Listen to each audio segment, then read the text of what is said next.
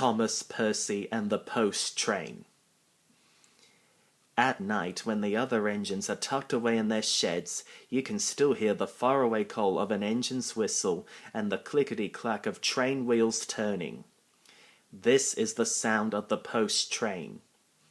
One train is pulled by Thomas and the other by Percy, as the loads are too heavy for one engine to do the work alone.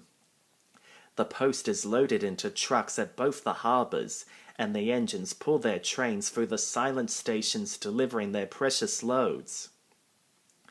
On a clear night, a big shining moon brightens their journey, but often Thomas and Percy can't even see the stars. But whatever the weather, lamps along the track always light their way.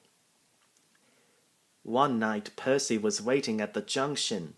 The mainline train was late. At last Henry arrived.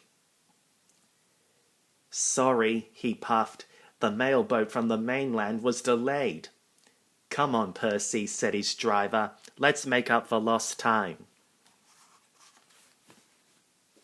Percy puffed along as quickly as he could, but the sun was already rising as he finished his work. "Never mind," thought Percy. "It's nice to be up and about when it's the start of a new day and there's no one else around." Percy was not alone for long. "Bother," said Percy. "It's that dizzy thing Harold." "Good morning," whirled Harold. "I always said railways were out of date, but you're so slow with the post, you should give everyone their stamps back. Post haste." Percy was too tired to explain. "Bird brain," he muttered. "Good morning, Percy," called Duck. "You're up early." "No, you're wrong," sighed Percy. "I'm back, tired and late." He rolled into the shed and fell asleep almost before his buffers touched the bar. His driver decided to set off early that evening.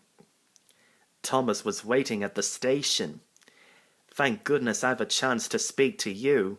Driver says that the person in charge of the post has complained to the Fat Controller about the delay last night."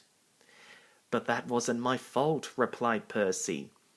"I know," said Thomas, "and so does the Fat Controller, but this post person wouldn't listen. Tonight we'll just have to be quicker than ever before." The engines were just leaving the station when they heard a familiar buzzing. "I say, you two, there's news flying about." "Where?" puffed Percy. "All over the place. They're going to scrap the post train and use me instead. Wings work wonders, you know. Always." "Rubbish," huffed Thomas. That night, everything ran like clockwork.